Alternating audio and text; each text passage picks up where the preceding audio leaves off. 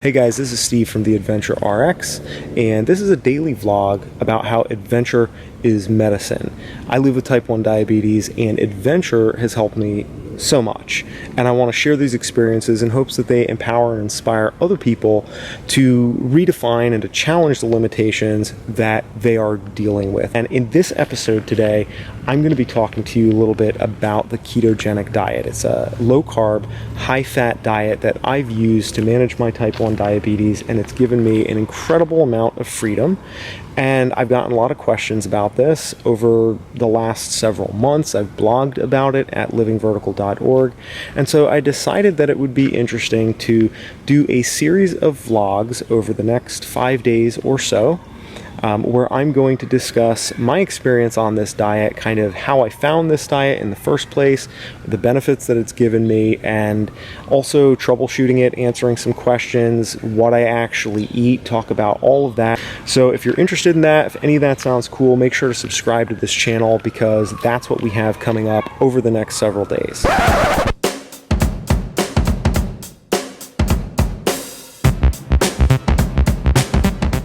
I'm still here in Massachusetts, and because of the fact that I'm not out on any grand adventures for the next week or so, I thought this would be a really good time to sit down and just have a conversation with you about the diet that enables me to go out on bigger adventures and keep my diabetes sort of in check in the back seat where it belongs and not in the driver's seat. One of the things I want to make clear also is that while I'm a huge fan of this diet, I know that dietary choices are very personal, and my goal is to encourage people to eat deliberately, not to browbeat people into eating the way that I have personally found to work for me. And this channel is not going to become a dogmatic dietary channel filled with dietary propaganda. I know that some people get really on a soapbox about that stuff. It's not really my goal. However, because of the impact that the diet has made my ability to be out in the wilderness, to climb, and to live my life on my own terms, which is the message of this channel, I really thought that it would be valuable to cover it in a little more detail than just say, hey, this is typically how I eat. So before we get into the meat and potatoes of this video, no pun intended, I want to make you aware of a couple of resources that might be useful as we're going through this information. If you look at the About page in my YouTube channel, you can find a playlist titled Ketogenic Diet and Type 1 Diabetes. That should give you the information that you need to be able to watch these videos all together in a group rather than having to hunt through all the videos that I've made and kind of mix and match. This way you can watch it all the way through and get the benefit of the entire series all in one shot.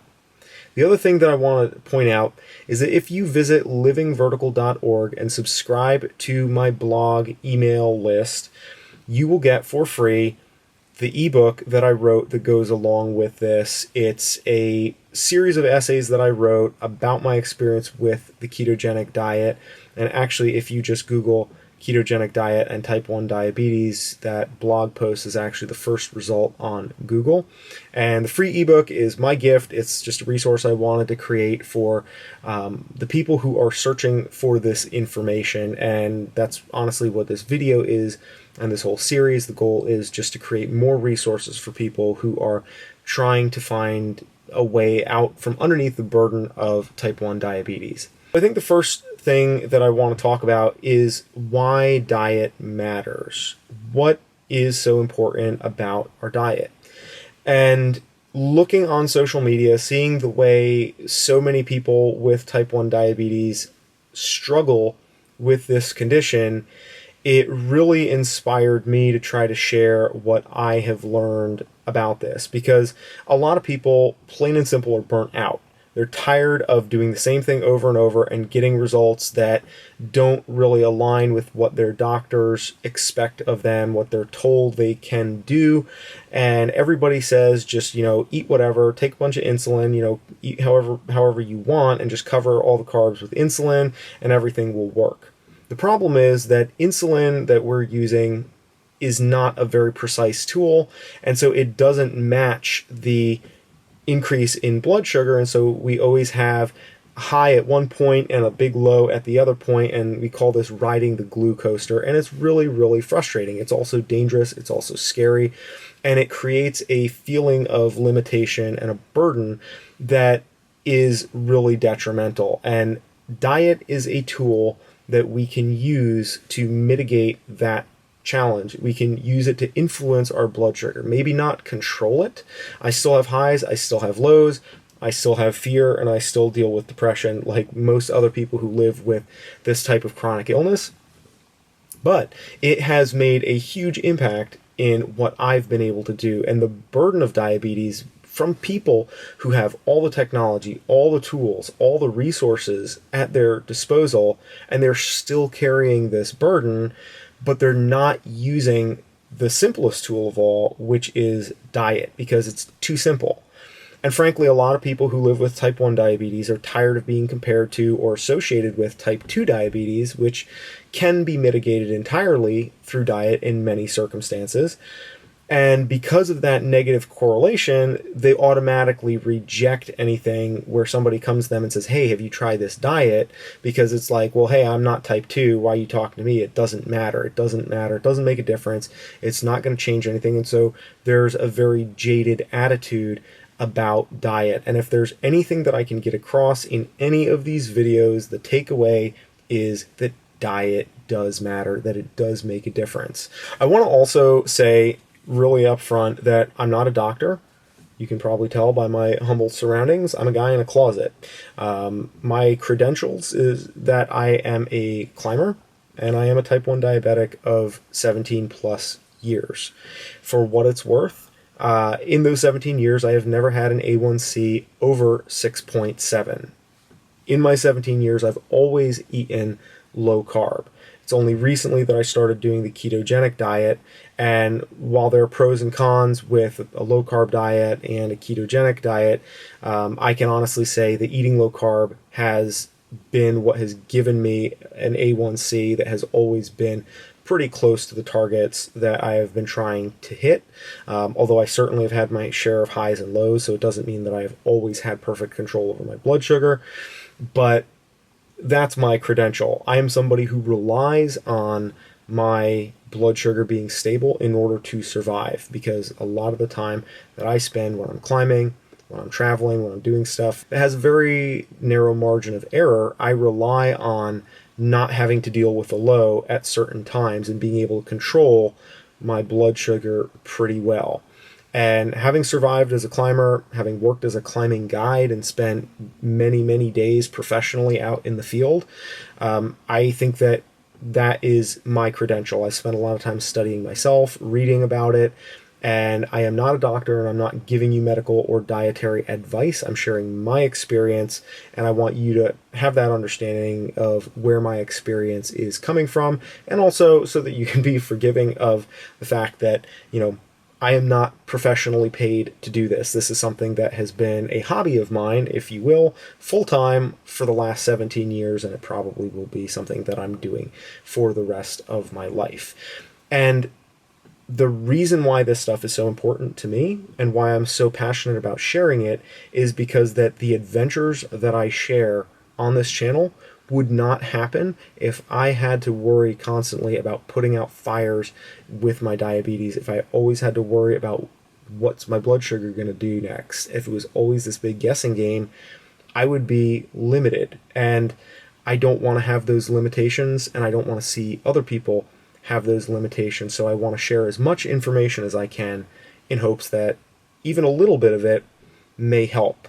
Also, I want to point out that I am not on an insulin pump. I have never been on an insulin pump for any significant period of time. I've been on injections. Currently, I'm on Tresiba as my basal insulin and Humalog as my rapid-acting insulin. That is not an endorsement of any of these drugs, but they are what I'm using at this time. So, what is a ketogenic diet? A ketogenic diet is a low-carb diet that is high in fat. So many people eating low carb, because low carb means less insulin, and less insulin means less chaos in your blood sugar. most people eat that way and they still don't notice the benefits that people talk about with the ketogenic diet, like the massive increase in energy. That was the case when I started eating low carb pretty much at the time that I was diagnosed. I just ate a pretty high protein diet and a pretty low carb diet, and I didn't really get into the nitty gritty. I just really focused on maintaining good blood sugar.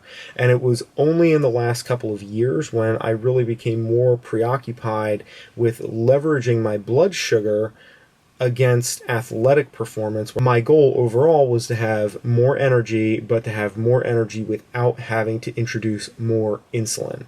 The ketogenic diet removes carbohydrates almost entirely and replaces those carbohydrates with fat, more so than protein.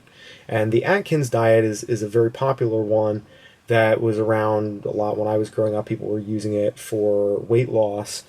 And the Atkins diet is a high protein diet. The ketogenic diet is a high fat diet.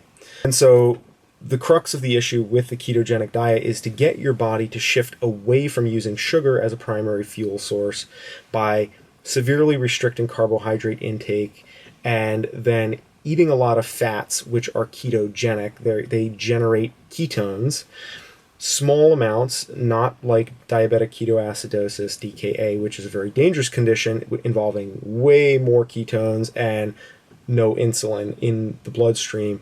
And there are a lot of people who don't understand that there's a big difference between nutritional ketosis, which is desirable if you're eating this way, and this is something that you want to pursue, and diabetic ketoacidosis, which is life-threatening and to be avoided at all costs. So let's talk pros and cons of the ketogenic diet with type 1 diabetes. Over the last year, I've been on this diet very strictly, and since I have been on this diet, I have found that my blood sugar has been incredibly stable for long periods of time. I have been able to go long periods of time while being physically active without eating, without having my blood sugar drop out from underneath me as a result. The ability of this diet to stabilize blood sugar, in my experience, has been remarkable, and it has given me a huge level of confidence in what I'm able to do when I'm out on the road for long periods of time, when I'm in the mountains, when I'm on the wall. There's a lot more that I feel comfortable doing because eating 70% or so of my calories in fat, I know that I can eat fewer meals, have more energy, have faster recovery when I have to stop, and also that I can have better performance in terms of my athletic activity in the moment, and that performance is sustained and it doesn't have the crash like I've experienced and like you may have experienced too if you're running strictly on carbohydrates.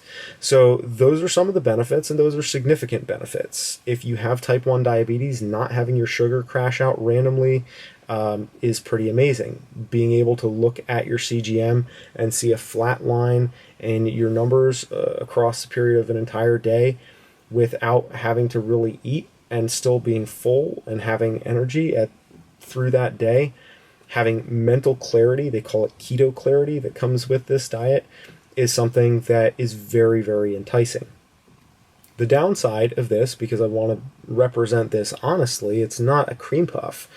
For a lot of people, food is comfort, and in order to go into this diet successfully, you have to be very committed to it, and it requires a strict adherence to the diet, keeping carbs down below 50 grams of carbs in a day, making sure that you are getting plenty of hydration, plenty of electrolytes, vitamin supplements, and that you are taking the time to really get enough fat in your diet. Because the problem that occurs is that it's really easy to, when you're trying to avoid carbs, to just load up on protein. It'd be hard to get enough fat. It requires some troubleshooting to get in, and it requires a lot of commitment. And part of what happens in the process of adapting, because it's not where you just switch to the diet and then you're on it.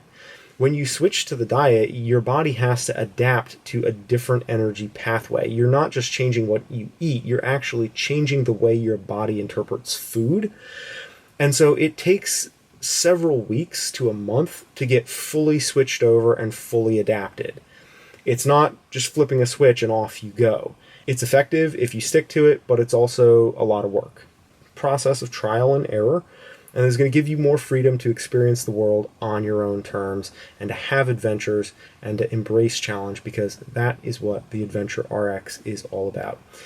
Please consider subscribing to this channel, because while we are not all about the diet, we are all about living life on your own terms, taking on adventure, and diet is one massive tool that has been really useful in helping me do that, and I hope it will provide some value for you, and we will see you on the next episode.